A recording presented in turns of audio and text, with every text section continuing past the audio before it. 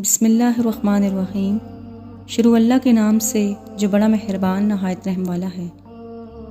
حضور نبی کریم صلی اللہ علیہ وآلہ وسلم ایک دفعہ کہیں تشریف لے جا رہے تھے کہ راستے میں آپ کی اونٹنی گم ہو گئی۔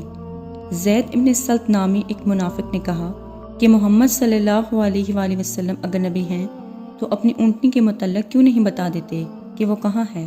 ویسے تو ان کا دعویٰ ہے کہ وہ آسمان کی خبریں بتاتے ہیں، پر وہ تو اپنی اونٹنی کی ہی خبر نہیں رکھتے۔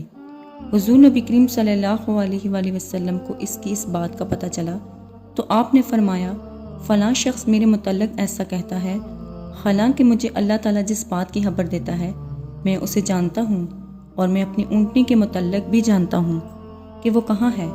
آپ صلی اللہ علیہ وآلہ وسلم نے فرمایا، میری اونٹنی فلاں وادی اور فلاں گھاٹی کے پاس کھڑی ہے، اور اس کی نکیل ایک درخت نے پکڑ رکھی ہے، یعنی اس کی نکیل ایک درخت سے اٹکی ہوئی ہے اور وہ وہیں کھڑی ہے۔ آپ صلی اللہ علیہ وآلہ وسلم نے صحابہ کرام کو حکم دیا کہ اونٹنی کو وہاں سے لے آؤ۔ چنانچہ صحابہ کرام حضور نبی کریم صلی اللہ علیہ وآلہ وسلم کی بتائی ہوئی وادی میں پہنچے۔ صحابہ کرام حیران ہو گئے کیونکہ اس اونٹنی کی نکیل واقعی میں ایک درخت سے اٹکی ہوئی تھی۔ امید کرتی ہوں کہ آپ کو آج کی ویڈیو پسند آئی ہوگی۔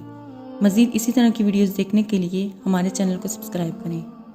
خدا حافظ۔